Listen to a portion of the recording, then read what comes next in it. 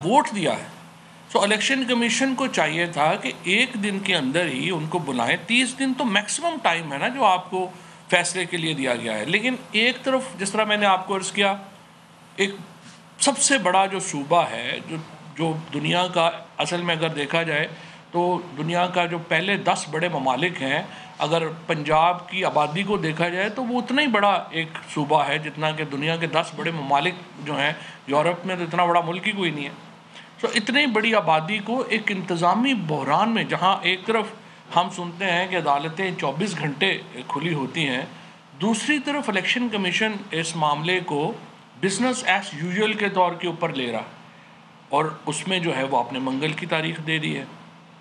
अब ये जो केस है इसमें तो हफ्ता इतवार इन चीज़ों को देखना ही नहीं चाहिए। एक सबसे बड़ा सूबा एक इंतहाई बड़े इंतज़ामी बहरान का शिकार है।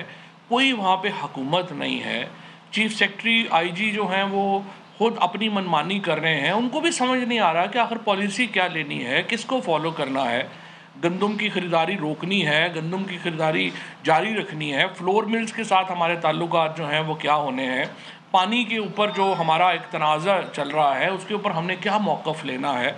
ये वो सारे सियासी फ़ैसले हैं जो हुकूमतों ने करने होते हैं, लेकिन अब वहाँ पे हुकूमत ही नहीं है। इतने बड़े सूबे को आपने एक इंतज़ामी बहरान में मुब्तला कर दिया है कि जी हम आराम से केसेस जो हैं वो सुनेंगे। इसकी कोई तुक समझ नहीं आती। आपने आज नोटिस दिए हैं, कल आप उनका हाज़िरी का और वोट का रिकॉर्ड मंगवा लें। इन तमाम लोगों ने जो 25 अरकान हैं, इन्होंने वोट जो हैं वो दिए हैं PMLN के उम्मीदवार को इस इलेक्शन में। बड़ी सीधी बात है, इन सब ने अपने जो नशिस्तें हैं वो उनको डी नोटिफाई आपने करना है, इन सब ने घर जाना है। जब ये 25 लोग घर चले जाते हैं तो उसके बाद पंजाब में किसी भी जमात के पास 186 की फ़िगर जो है वो नहीं है। उसमें जो PTI की है और PMLQ और PTI मिल के 176 के करीब जो है, 176-77 के करीब रह जाएंगे, और जो दूसरी PMLN है वो तकरीबन 170-71 के पास रह जाएंगे। सो ये जो एक इस वक्त तो जो एक सो कॉल्ड ये जो वहाँ पे एक chief minister world prime minister हुकूमत चल रही है, उसका वो सिर्फ एक जो है वो एक आप समझिए कि कच्चे धागे से बंधी हुई वो हुकूमत, और कोई आदमी जो है इसके ऊपर तैयार ही नहीं है कि कोई ज़िम्मेदारी लेने को। सबसे बड़ा सूबा इतने बड़े इंतज़ामी बहरान का शिकार है और हमें यहाँ पे किसी को परवाह ही नहीं है। वो कहते हैं कि हम मंगल को देखेंगे, बुध को देखेंगे और आराम से हम फैसले करेंगे। तो मेरी नज़र में इस वक्त जो पंजाब का इंतज़ामी बहरान है उसका फौरी नोटिस लेने की ज़रूरत है और उस पर आगे बढ़ने की ज़रूरत है।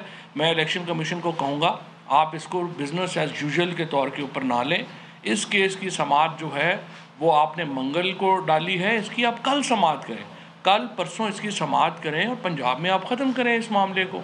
सुप्रीम कोर्ट ने 9 तारीख को हेयरिंग दोबारा शुरू की है आर्टिकल 63A के केसेस की।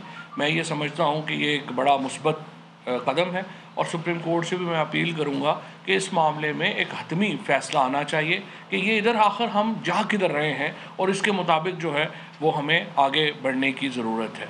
और मैं ये समझता हूँ कि जितनी जल्दी ये फ़ैसले आएंगे पाकिस्तान में उतना जल्दी सियासी इस्तेहकाम वापस आएगा। आज इमरान खान मियांवाली में अपनी ये जो सेकंड लेग है जलसों की उसका आगाज़ कर रहे हैं। इंशाअल्लाह ताला 6 से ये जलसे शुरू हो रहे हैं, 20 तक ये जलसे जाएंगे। इसी दौरान लॉन्ग मार्च की जो हतमी तारीख़ है वो अनाउंस कर दी जाएगी, जो कि 20 मई से लेके और 29 मई के दरमियान जो कोई दिन है वो होगा। तमाम कारकुनान इस सिलसिले में अपनी तैयारी करें इंशाअल्लाह ताला, और एक आवाम का जम्मे गफ़ीर बहुत बड़ा रैला जो है वो आप देखेंगे कि इस्लामाबाद की तरफ आएगा। लाखों लोग, इतना बड़ा जो आप समझिए कि इनकलाब जो है वो मॉडर्न दुनिया में किसी और ने नहीं देखा होगा। जितना बड़ा रैला जो है वो इंशाअल्लाह इस्लामाबाद की तरफ बढ़ेगा। और जो लोग ये कह रहे थे कि देखेंगे कि तपती धूप में कितनी देर बाहर बैठते हैं, अब देखना ये है कि तपती धूप में ये लोग बाहर बैठते हैं या लोग जो अब ऐवानों में हैं उन्हें तपती धूप में बैठना पड़ता है। पंजाब में अभी तक काबीना नहीं बन सकी है। मुल्क का सबसे बड़ा सूबा इंतजामी बहरान का शिकार है। फवाद चौधरी मीडिया से गुफ्तगू कर रहे थे।